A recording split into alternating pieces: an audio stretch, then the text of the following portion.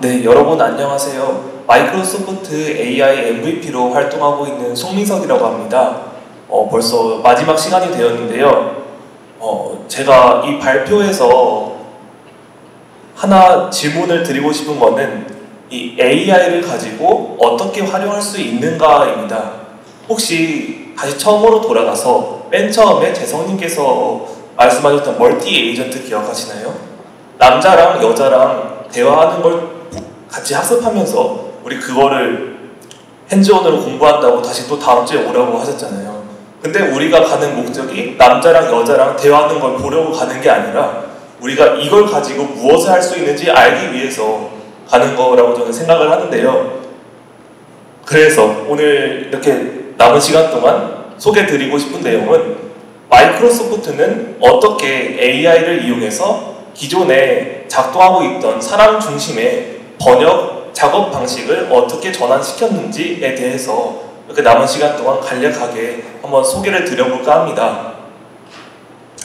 여기 오른쪽에 보시면은 Generative AI for Beginners라고 해서 기터브에서는 되게 9만 개 이상의 스타를 받을 정도로 전 세계적으로 유명한 교육 컨텐츠가 있는데요. 여기 아래 보시면은 한국어 버전 표지가 있습니다.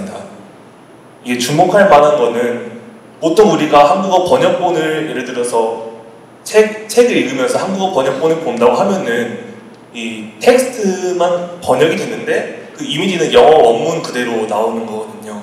그렇지만 이제 마이크로소프트에서 배포되고 있는 제너레이티브 AI for Beginners를 보시면 이제 실제 들어가 보시면은 여기 이미지 안에 있는 텍스트까지 전부 다 이 최신 개념들이 한국어로 이렇게 매칭이 되어가지고 이미지까지 이제 한국어로 이미지까지 이제 같이 볼 수 있게 되는 겁니다.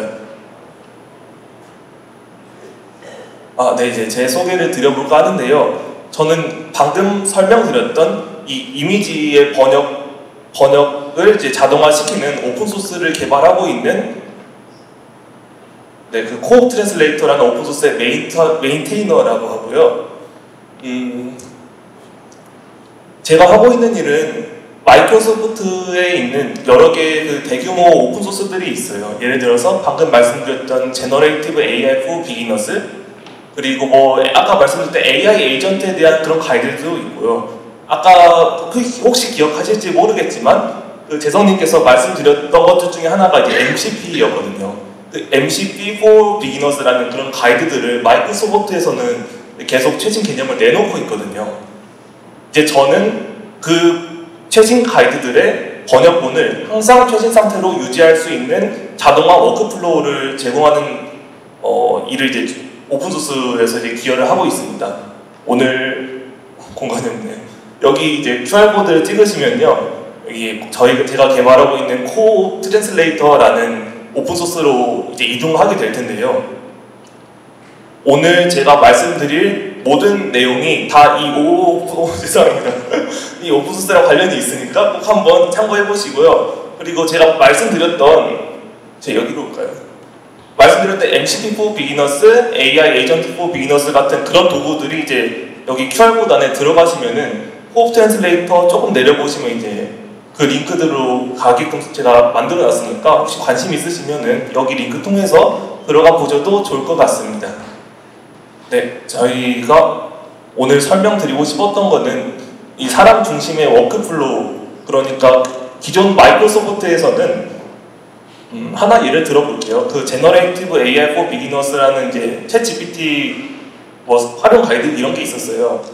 이거를 보통 이제 마이크로소프트에서는 사람 중심으로 번역본을 이제 한국어 번역본 기여자가 있어서 그 기여자가 번역을 해서 이제 그걸로 관리되고 했었는데 어떤 병목 지점이 생겼고 이제 그거를 이제 AI로 어떻게 풀어볼까 하는 그런 아이디어가 마이크로소프트 내부에서 나왔었습니다.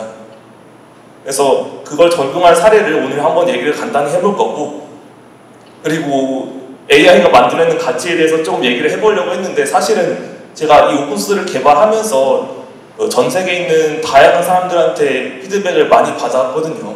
그래서 어떤 사람들이 어떤 걸 궁금해하는지 그런 게 좀 있었는데 그거에 대해서 잠깐 설명해드리려고 합니다.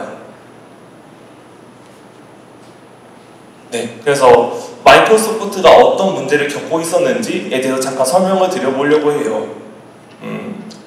우리가 흔히 말하는 번역본이라고 하면은 예를 들어서 해외에 있는 어떤 소설의 한국어 번역본을 생각하기 쉬운데요. 주제를 한번 바꿔서 기술에 대한 번역본이라고 한번 생각을 해볼게요. 예를 들어서 우리가 AI에 대한 주제에 한국어 번역본을 내놨다고 하면은 아까 저기 앞에 강의에서 말씀드렸듯이 AI는 주제가 시도 때도 없이 바뀝니다. 그래서 최신 기능들이 막 생겨나고 그렇기 때문에 이 마이크로소프트에서 배포했던 그 생성형 AI 가이드조차도 계속해서 개념이 계속 업데이트 될 수밖에 없었습니다. 하지만 번역본은 업데이트 되고 있지가 않았어요. 되더라도 이제 한 달, 두 달 이후에 업데이트가 되는 상황이 벌어졌었던 거죠. 여기 오른쪽 보시면은 한국어 번역본을 기여해주신 분의 그 작업 내용이 있는데요. 이 글씨가 작아서 안 보이시죠? 네. 좀 이제 설명을 드리면은 약 두 달에 한 번에서 이제 길면 6개월에 한 번꼴로 번역본이 업데이트가 되고 있는 상황입니다. 이게 어떤 기분이냐면요. 예를 들어서 최근에 6개월 전에 마이크로소프트가 이 Generative AI for Beginners의 버전 3를 이제 만들었어요. AI 개념이 막 바뀌다 보니까 기존 개념을 이제 싹 갈아엎고 새로운 폴더 구조로 새로운 AI 개념으로 다 갈아 끼워서 동영상도 새로 만들고 다 번역본 이렇게 업데이트 했는데 그래서 이제 어떤 한국인 유저가 이제 버전 3가 나왔으니까 한번 나도 AI를 공부해보고 싶다 해서 Generative AI for Beginners를 들어가 보는 거죠. 근데 영어 UI는 잘 되어 있는데 한국어 번역본을 가보니까 아직도 옛날 버전 2에 이제 머물러 있는 한국어 번역본이 딱 나와 있는 거예요. 그럼 유저는 어떻게 다시 돌아갈 수밖에 없는 거죠. 이미 그 AI의 아시겠지만 그 개념 사이클이 변하는 그 사이클이 되게 빠르기 때문에 번역본에 대한 그런 병목점들이 몇 개 있었습니다. 네, 실제로 그 생성형 AI 가이드 같은 오픈소스들은 번역본을 작업할 때 실제 기여자가 직접 그 영어 원서를 따다가 한국어로 번역하고 폴더에 맞게 업데이트를 하고 이제 이 업데이트 다 끝났어요 라고 리뷰 요청을 해서 리뷰가 받아들여지면 이제 한국어 번역본이 생기는 방식이거든요. 마찬가지로 아까 말씀드렸듯이 버전 3 얘기를 했었죠. 버전이 확 바뀌면은 번역본 속도가 따라가기가 어려워집니다. 네, 그래서 출발한 게 코옵 트랜슬레이터라는 오픈소스고요. 제가 지금은 메인테이너라고 해가지고 오픈소스 관리자로 활동을 하고 있습니다. 어떤 방식으로 바뀌었냐면요. 예를 들어서 제너레이티브 AI가 이제 버전 2에서 버전 3로 업데이트가 됐어요. 그러면 코옵 트랜슬레이터가 이제 어떤 부분이 업데이트 되었는지 그 변경사항을 감지합니다. 예를 들어서 폴더 구조는 어떻게 바뀌었고 어떤 폴더가 삭제됐고 또는 어떤 번역본이 추가됐고 어떤 번역본은 수정됐고 그래서 업데이트를 해야 되는지 우리가 먼저 그 변경된 부분을 코옵 트랜슬레이터가 파악을 한 다음에 그 변경된 부분에 한해서 번역본은 자동으로 AI가 생성을 해줍니다. 그리고 최신 번역본으로 업데이트를 한 다음에 이 AI 봇이 자동으로 이제 그 마이크로소프트의 메인테이너 관리자한테 이거 번역본 한국어 번역본 만들었는데 한번 봐주세요 라고 요청을 하게 되는 거죠. 결과적으로 기존에는 사람이 했던 일은 이제 실제로 영어를 한국어로 번역하는 일이 주된 업무였지만 이제는 AI 중심으로 바뀐 다음에는 실제로 하는 일은 그 번역을 하는 일이 아니라 번역된 것을 보고 검사하고 검수하는 일이 더 중요해지게 된 거죠. 그래서 혹시 궁금하실까봐 제가 코옵 트랜슬레이터가 번역한 그 번역본을 한번 가져와 봤습니다. 왼쪽에 보시는 게 영어 원본이고 오른쪽에 보시는 게 한국어 번역본인데요. 실제로 이게 AI 기반으로 번역을 하는 게 퀄리티가 어느 정도 보장이 되어 있고 주목할 만한 점은 아까 초반에서 설명드렸듯이 이 사진에 있는 내용까지 다 번역이 되기 때문에 예를 들어서 여러분이 이제 이게 에이전트 AI for Beginners라는 가이드의 일부거든요. 그래서 여러분이 AI 에이전트를 공부하고 싶어요 라고 해서 이 한국어 번역본을 들어왔는데 이 사진이 다 영어로 나와 있으면은 이게 사진이 이해가 안 되고 텍스트로만 보니까 또 이해하기 어렵고 그런 상황이 생기는데 이제 사진까지 같이 번역이 되기 때문에 그런 부분들이 많이 해소가 되었다고 볼 수가 있습니다. 네, 실제로 이제 저희가 적용하고 있는 번역본 호흡 트랜슬레이터가 실제 실시간 자동화 번역을 하고 있는 프로젝트 몇 개를 가져왔는데 이제 여러분들은 이런 제너레이티브 AI for 비기너스라든가 아니면 뭐 AI 에이전트, MCP 이런 최신 개념들을 이제 제품이 출시되자마자 바로 그 한국어 번역본과 함께 공부하실 수가 있어요. 물론 이게 한계는 있습니다. 그 완벽하지 않다는 말이에요. 왜냐하면은 이 사진 같은 경우도 가끔씩 오역이 발생할 수도 있고 그렇지만 어느 정도 품질이 보장되어 있기 때문에 이렇게 실사용 예시가 많이 존재하고 있습니다. 오른쪽에 보시는 것은 참고용으로 올려드렸는데 저희 이제 호흡 트랜슬레이터가 자동으로 생성한 언어별 그 번역본 폴더들이에요. 예를 들어서 여기가 아랍어 뭐 쭉 이렇게 있는데 저도 모르는 언어들이 되게 많아요. 그래서 호흡 트랜슬레이터가 변경사항을 감지하면은 자동으로 이렇게 언어별 번역본 폴더를 만든 다음에 여기다가 AI가 번역본을 추가하게 됩니다. 이런 식으로 작동을 하는데 이제 우리는 그 아까 저희가 하나 얘기했던 것 중에 실시간 자동화를 감지한다고 했잖아요. GitHub 액션으로 돌아갑니다. 예를 들어서 새로운 업데이트가 원본에 생기면 GitHub 액션이 호흡 트랜슬레이터를 실행시키게 되는 거죠. 그러면 호흡 트랜슬레이터는 그 다음에 변경사항을 감지합니다. 그리고 여기서 이제 쭉 보시면 이제 번역본이 생성되는 이 과정을 보실 수 있고요. 이건 사실 노코드는 아니고 이제 코드로 이제 만든 건데 노코드로 작업하시더라도 좋은 영감을 얻을 수 있으실 거라고 생각합니다. 이제 저희가 이 번역 퀄리티에 대해서 조금 얘기를 해보려고 해요.